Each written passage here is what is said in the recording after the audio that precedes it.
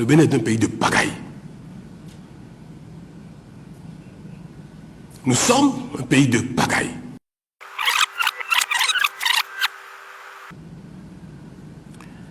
Il y a des pays au monde qui sont très ordonnés.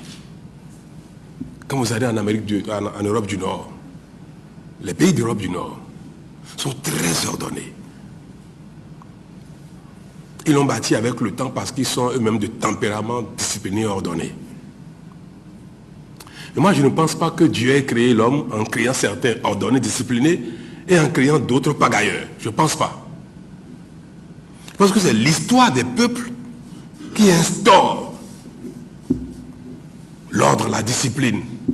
C'est l'histoire des peuples.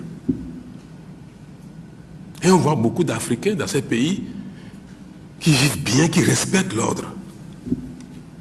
Puis il y a d'autres pays qui sont moins ordonnés. Quand on descend vers la Méditerranée, les pays d'Europe du Sud, on sent qu'ils sont moins ordonnés.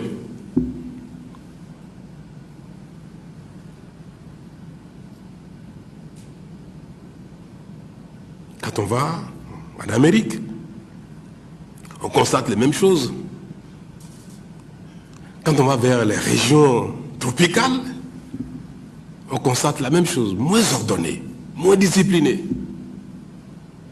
Et plus on s'éloigne des tropiques, je ne sais pas pourquoi c'est comme ça, mais c'est l'histoire également de l'humanité qui fait que peut-être le climat, la façon de vivre impacte les cultures et les habitudes.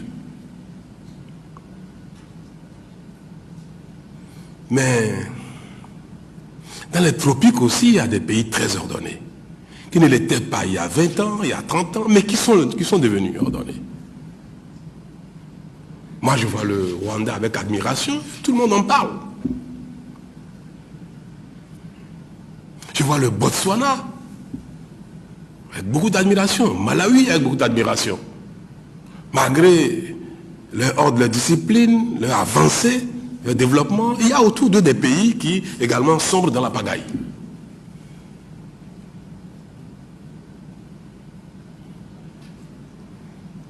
Mais si la génération actuelle a un fils, a des fils qui ont à un moment donné la volonté de forcer un peu les choses, ça peut être difficile, mais on peut accompagner cela malgré la difficulté.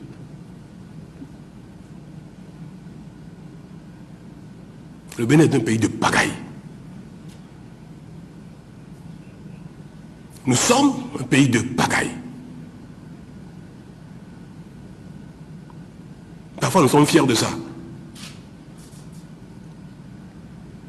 Mais si nous sommes conscients de cela, nous pouvons également commencer tout doucement à changer les choses pour que nos enfants, nos petits-enfants, quand nous serons, après notre vie sur Terre ou dans l'au-delà, nous aurons sûrement la fierté d'avoir contribué à changer ce que nous avons été nous-mêmes. On a dit non, on a été pagailleurs, mais nous avons mis en place les choses et puis bon, le pays a changé.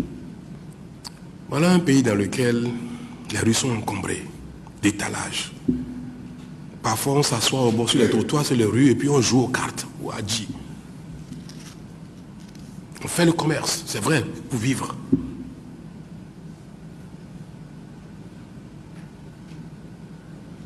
Les week-ends, les samedis, les jeudis, on fait des veillées de prière dans les rues.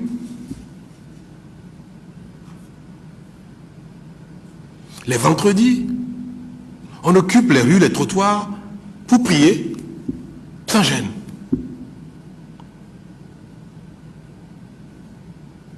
Quand on veut faire des cérémonies, des fêtes même, on barre des rues et on fait des fêtes.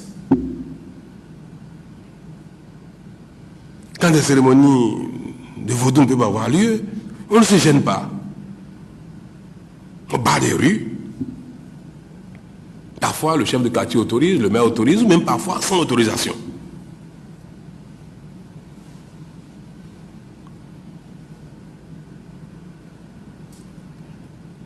Je ne vais pas donner d'exemple, mais il y a environ 4 mois,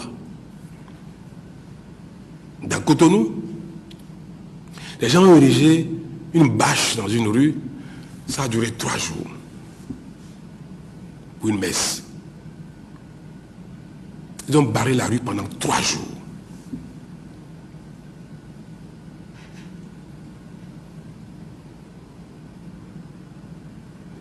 nous avons décidé de transformer un peu au moins nos grandes villes. Et nous sommes engagés à mettre en place un programme d'investissement important pour agir et bitumer la plupart de nos voies dans nos grandes villes, paver les voies, mettre des lampadaires partout dans toutes nos grandes rues, dans les grandes villes, mettre des feux partout. C'est un programme qui sera mis en œuvre avec vos impôts et que les voies sont plantées. Quand moi j'étais enfant, il y avait plein d'arbres à Cotonou. Il n'y en a plus aujourd'hui. Au Bénin, on coupe les arbres, n'importe qui coupe les arbres. On en coupe à la maison, on coupe dans les rues. Mais dans un pays ordonné, l'arbre concourt à la vie.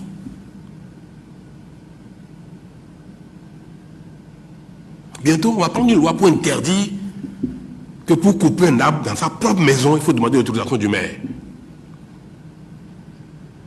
On va instaurer ça, même si c'est difficile. Si quelqu'un a planté son arbre, l'arbre a poussé, qui veut le couper n'a plus le droit. Parce que ça devient patrimoine commun. Est-ce que quand on met son enfant au monde, on peut le frapper, le tuer comme on veut? Non.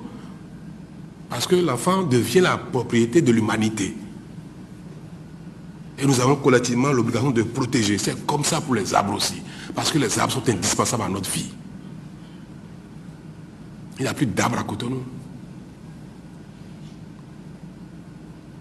Il n'y a pas de poubelle. Il n'y a pas de banc. Il n'y a pas d'espace où on peut se retrouver. C'est un ensemble tout ça. C'est un ensemble. On ne peut pas faire l'un sans l'autre. C'est vrai que parfois on peut manquer de méthode. Au lieu de faire les choses lentement, doucement, on est pressé et puis on veut faire les choses vite. Et on peut pécher parce qu'on a trop de volonté, on a la passion, on veut aller vite. Il faut nous reprocher, nous critiquer peut-être parce qu'on veut aller trop vite. Ça, je suis d'accord. Il ne faut pas nous critiquer en disant que nous n'aimons pas notre pays, nous n'aimons pas les musulmans, nous n'aimons pas les chrétiens, on veut interdire les chemins de croix, on veut interdire les prières dans la rue. Ce n'est pas pour ça. C'est parce qu'il y a un ensemble global que nous voulons commencer à construire, que nous voulons instaurer.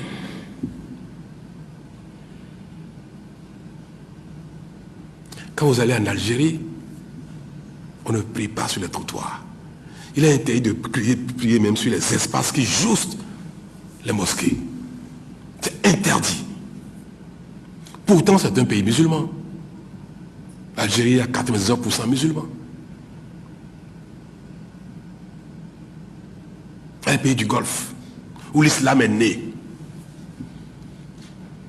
En dehors des jours exceptionnels, des jours particuliers, c'est vrai, ils ont beaucoup d'argent. Ils ont construit des mosquées partout. Il fait très chaud, c'est vrai, donc on ne s'étale pas dans les rues. On a le plaisir de constater que les activités de culte se passent dans le confort et dans la sécurité. Au Maroc,